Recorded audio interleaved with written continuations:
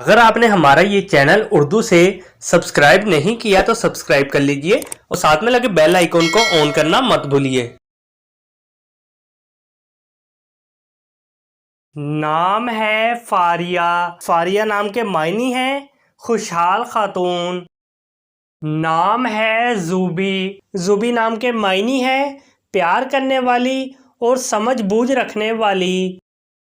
नाम है लैला। लैला नाम के मायने हैं रात, मजनू की महबूबा। नाम है पलवशा। पलवशा नाम के मायने हैं चांद की रोशन किरण।